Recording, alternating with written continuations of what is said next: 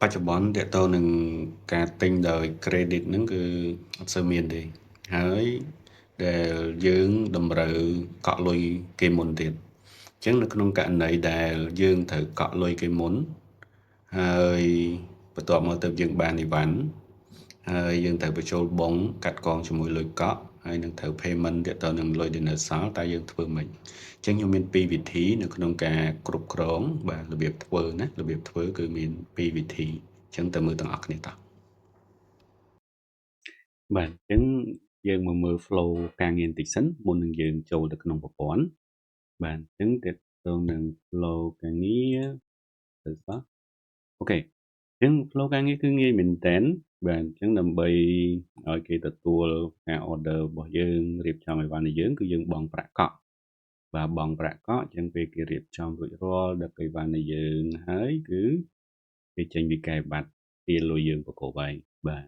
អញ្ចឹងយើងទទួលវិក័យប័ត្រអញ្ចឹងពេលយើងកត់ត្រាវិក័យប័ត្រគឺយើងត្រូវកាត់កងជាមួយលុយកក់ផងយើងអត់បង់លុយស្ទួនទេណារួចហើយយើងដល់ប្រហែលគឺយើងបង់ផ្ដាច់បាទបង់ផ្ដាច់អូខេអញ្ចឹងក្បាច់ទី1យើងធ្វើយ៉ាងម៉េចបាទក្បាច់ទី1គឺទាក់ទងនឹងបង់ប្រាក់កក់អញ្ចឹងបង់ប្រាក់កក់គឺយើងប្រើគណនីមួយគឺ down payment ដែលវាជាប្រភេទ other current asset បាទ down payment ហ្នឹងណាយើងអាចបង្កើតវាជា other current asset ហើយពេលយើងកត់លុយនេះពេលយើងបង់ប្រាក់កក់ហ្នឹងគឺយើងប្រើមុខងារលុយចេញបាទអញ្ចឹងយើងអាចប្រើមុខងារ payment ក៏បានឬក៏ cash expense ក៏បានបាទអញ្ចឹងយើងលុយចេញទៅហើយយើង select គណនី down payment ហ្នឹងមកបាទ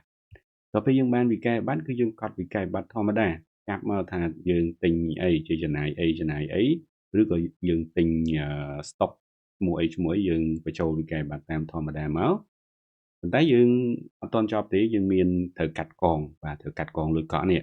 អញ្ចឹងយើងមានបន្ថែមគណនី down payment កន្លែង expense tab ណាកន្លែង expense tab ហ្នឹងយើងចាប់គណនី down payment មកប៉ុន្តែយើងត្រូវបញ្ចូលជាចំនួនអវិជ្ជមានបាទវាយសញ្ញាដកពីមុខទៅបាទអញ្ចឹងឧទាហរណ៍ថា invoice របស់យើង$10000លុយកក់30%ស្មើនឹង$3000យើងវាយដកពេលចាប់គណនី down payment យើងវាយដក$3000មកគឺយើងកាត់កងអញ្ចឹង invoice របស់យើងពេលដែលយើង save ហើយគឺ amount របស់វាគឺតែ$7000ទេបាទអូខេអញ្ចឹងនៅសល់ outstanding $7000គឺយើងបង់ផ្ដាច់តាមរយៈមុខងារគឺ payment បាទ payment ធម្មតាហ្នឹងបាទអូខេនេះក្បាច់ទី1ក្បាច់ទី1សាមញ្ញបាទយើងប្រើ account down payment ជា other current asset ក្បាច់ទី2 lỗi បាទក្បាច់ទី2 lỗi ក្បាច់ទី2គឺដំណើរការដូចគ្នាទេគឺបង់ប្រាក់កក់ទទួលវិក័យប័ត្រហើយបង់ផ្ដាច់ខុសគ្នាត្រង់កន្លែងប្រើគណនីនេះឯងបាទអញ្ចឹងយើងប្រើគណនី advance to supplier បាទដែលវាជាប្រភេទគណនីនៅក្នុង system ហ្នឹងគឺជាប្រភេទ advance to supplier បាទហើយប្រើមុខងារដូចគ្នាទេបាទប្រើមុខងារដូចគ្នាខុសតែគណនីទេបាទខុសតែគណនីទេ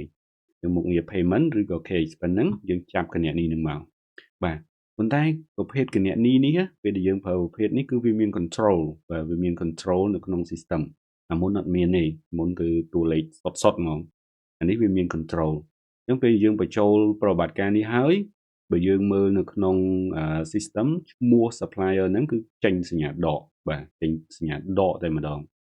បាទវាបញ្ជាក់ថា supplier ហ្នឹងគឺជាពាក់លុយយើងបាទយើង down payment ឲ្យគាត់ណាបាទហើយនៅពេលដែលយើងទទួលវិក័យប័ត្រយើងកត់ចាប់ធម្មតាថាទិញជាចំណាយឬក៏ទិញជា stock យើងចាប់មកបាទចាប់តាម item ហើយនឹង expense មកហើយនៅពេលដែលយើងកាត់កងគឺយើងប្រើ tab មួយទៀតបាទអញ្ចឹងចំពោះបាច់ទី1គឺកាត់កងគឺចាប់គណនីនឹងមកហើយវាយសញ្ញាដកតែនេះគឺយើងមានកន្លែង tab មួយគឺវាជាមុខងារមួយដែរបាទនៅក្នុងផ្ទាំងបញ្ចូល invoice នឹងតែម្ដងគឺ set credit បាទ set credit កន្លែងហ្នឹងគឺបានន័យថាកាត់កងជាមួយនឹងលុយកក់នឹងឯងបាទអញ្ចឹងយើងចូលកន្លែង set credit ហ្នឹងមកនឹងចេញប្រវត្តិការដែលយើងធ្លាប់ down payment ហ្នឹងបាទអញ្ចឹងនៅក្នុងនេះវាមាន control បាទអញ្ចឹងយើងចាប់មកថាយើងកាត់កងជាមួយនឹង down payment មួយណាបាទនេះវាយើងអាច select ទៀតបើសិនជាយើងមាន down payment ច្រើនណា គឺយើងអាច select ទៀតថាកាត់កងជាមួយនឹង down payment មួយណានេះជា function control នៅក្នុង system អញ្ចឹងបើសិនជាគណនេយ្យករប្រកែខ្ញុំលើកទឹកចិត្តឲ្យប្រើក្បាច់ទី2បាទអូខេអញ្ចឹងពេលយើងកាត់កងឲ្យ save ហើយដូចមុនដែរបើសិនជាវិក័យប័ត្រ$10000ហើយយើងកក់30% $3000អញ្ចឹងវិក័យប័ត្រដែលនៅ outstanding តាម$7000នេះគឺដូចគ្នាអត់ម៉ាញទេអត់មានបញ្ហាទេហើយយើងបង់ផ្ដាច់តាម function payment ធម្មតាដូចគ្នាសុទ្ធសាធតែណាបាទដូចគ្នាសុទ្ធសាធលើបង់ផ្ដាច់នេះបាទអញ្ចឹងសម្រាប់អ្នកដែលពូកែខ្ញុំលើកទឹកចិត្តឲ្យប្រើ function មួយនេះណាchứអ្នកអត់ប្រកែប្រើបានអត់ប្រើបានដូចគ្នាតែចេះប្រើសិនទៅអូខេឥឡូវយើងទៅមើលនៅក្នុង system ជាមួយអូខេឥឡូវយើងចូលមកដល់ក្នុងប្រព័ន្ធហើយបាទចូលមកដល់ក្នុងប្រព័ន្ធហើយអញ្ចឹងយើងអាចមកឆែកទាក់ទងនឹង chart of account របស់យើងបាទឥឡូវ chart of account គឺខ្ញុំមានហើយគឺមាន down payment to supplier តែប្រភេទគណនីគឺ other current asset នេះគឺជាក្បាច់ទី1របស់យើងបាទហើយទី2គឺ advance to supplier បាទប្រភេទនៃគណនីគឺ advance to supplier បាទគឺយើងត្រូវការនេះណាតោះឥឡូវយើងទៅមើលក្បាច់ទី1យើងមានគណនីហើយណាគណនីដែលយើងត្រូវប្រើបាទគឺ step ទី1គឺយើង down payment ណាអូខេឥឡូវខ្ញុំចូលមកកន្លែង vendor center ខ្ញុំបង្កើតឈ្មោះ vendor មួយបាទអូខេខ្ញុំបង្កើតពាក់ព័ន្ធជាមួយនឹងការទិញ stock ចោះណាHyson depot បាទ depot នេះទិញ stock ហើយខ្ញុំបង្ហាញមកក្បាច់ទៀតគឺការបញ្ចូលពាក់ព័ន្ធមួយចំណាយអញ្ចឹងណាអូខេយើងគេហៅថា push me អូខេខ្ញុំមាន2ចំពោះHyson depot នេះគឺខ្ញុំនឹងប្រើក្បាច់ទី1បាទក្បាច់ទី1អញ្ចឹងខ្ញុំមានឈ្មោះ supplier ហើយខ្ញុំអាច pay គាត់បានណាអញ្ចឹងក្បាច់ទី1របស់យើងគឺយើងចូលមក add នេះមកយើងអាចប្រើ function payment ក៏បាន cash expense ក៏បានដែរបាទគឺយើងអាចធ្វើការ pay ទៅលើលុយកក់នឹងបានដូចគ្នាអូខេឥឡូវខ្ញុំជ្រើសរើសប្រើ cash expense ចាស់ដើម្បីឲ្យឃើញណាអូខេថ្ងៃនេះខ្ញុំ pay ចេញពី cash in bank ទៅបាទថ្ងៃនេះខ្ញុំថា deposit បាទ deposit ឬក៏ down payment យើងប្រើឈ្មោះមួយណាក៏បានដែរ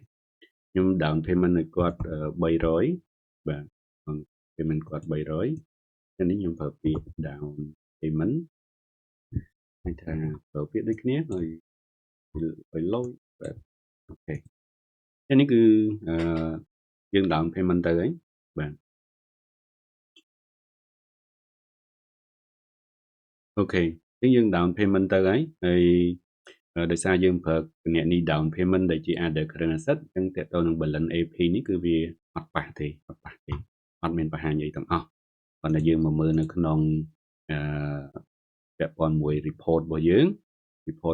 គឺយើងឃើញ balance 300យើង down payment ទៅឲ្យគាត់ណាបាទអូខេឥឡូវយើងទទួលបាន invoice ពីគាត់មក Hyson Depot បាន down payment ឲ្យគាត់ឥឡូវគាត់ទិញ invoice មកហើយគាត់ផ្ដល់ទំនិញមកឲ្យយើងហើយthìយើងត្រូវកត់ត្រាទំនិញហ្នឹងបាទអញ្ចឹងនេះយើងចាប់មក account AP បាទថ្ងៃនេះគឺយើងចាប់មក stock បាទ stock មួយមកអញ្ចឹងទំនិញគាត់250អញ្ចឹងខ្ញុំដាក់2គ្រឿងចុះបាទ2គ្រឿង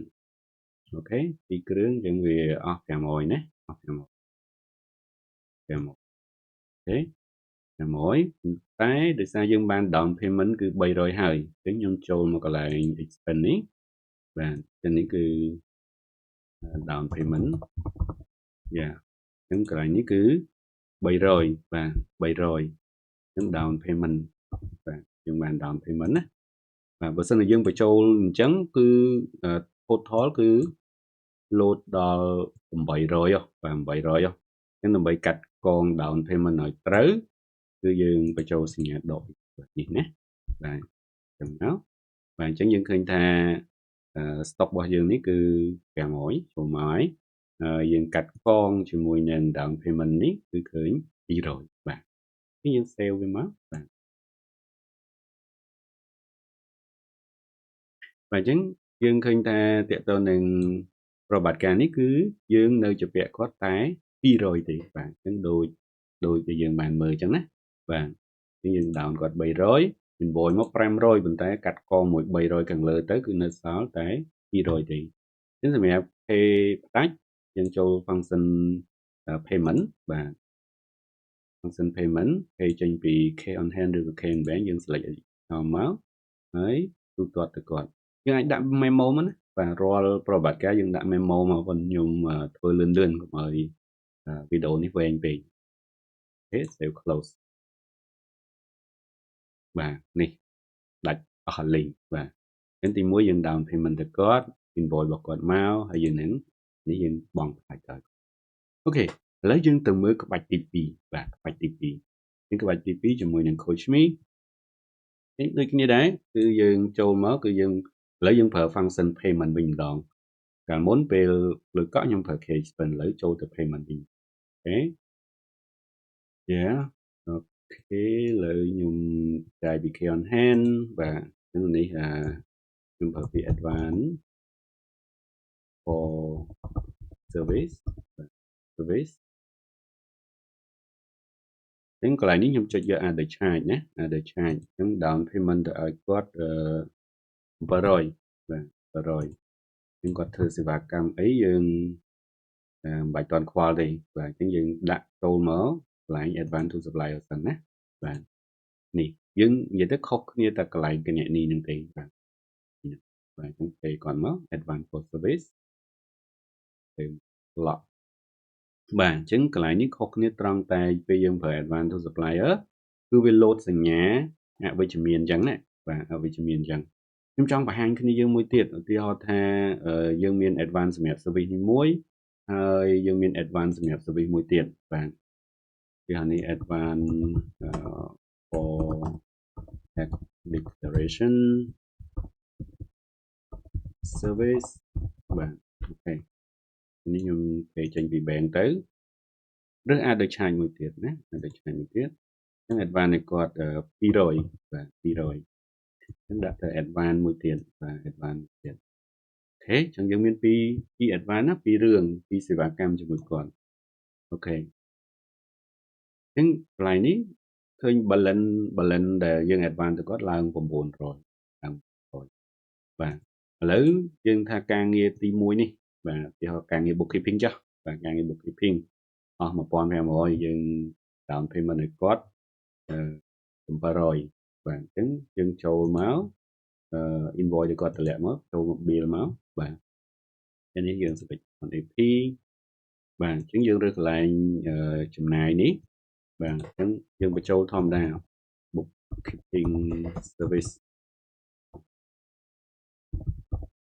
ខេ bookkeeping service ចូលកន្លែងនេះ bookkeeping service កន្លែង1500បាទអញ្ចឹង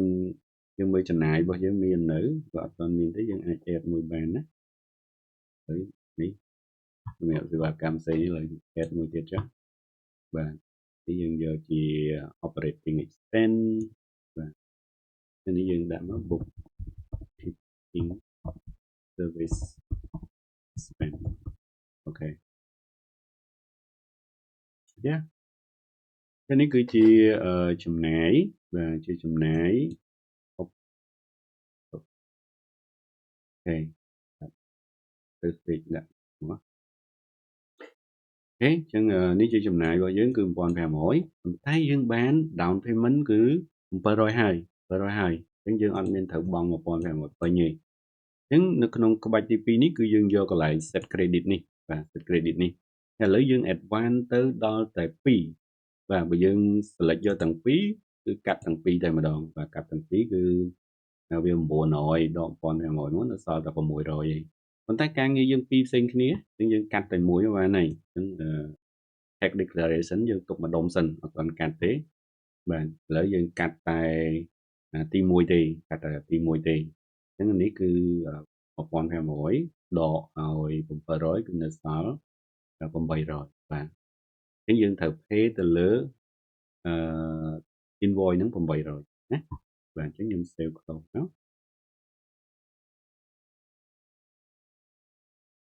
អូខេអញ្ចឹងយើងឃើញថា invoice មួយនេះនៅ outstanding 800បាទ800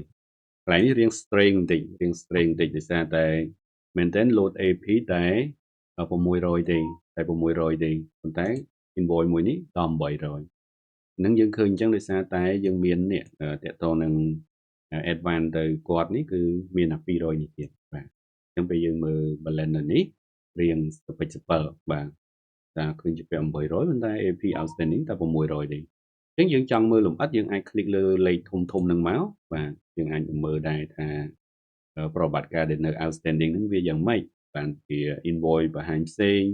ទៅនឹង balance នឹងបង្ហាញផ្សេងអញ្ចឹងវាបង្ហាញថា transaction ដែលនៅ outstanding គឺមាន invoice 800ហើយនឹងទៅនឹងនេះ advance នេះគឺដក200អូខេឥ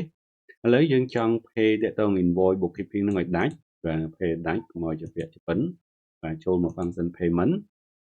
អូខេ function payment ហើយយើង select invoice នឹងមកណាបាទអញ្ចឹងយើង pay ចេញពី Ken Bank select invoice នឹងមកបាទ800 pay white អញ្ចឹងការងារ bookkeeping គឺដាច់ស្រេចគ្នាហើយបាទ advance ទៅ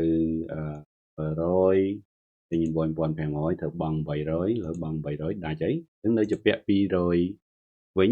ពាក់ព័ន្ធជាមួយនឹងការងារប្រកាសពន្ធបាទអូខេអញ្ចឹងនេះគឺជាពីរក្បាច់នៃការដែលយើងគ្រប់គ្រងទៅលើការដែលយើងបង់លុយមុនទៅឲ្យ supplier តមកគាត់តម្លាក់ invoice យើងកាត់កងជាមួយលុយកក់រួចហើយទើបយើងបង់ផ្ដាច់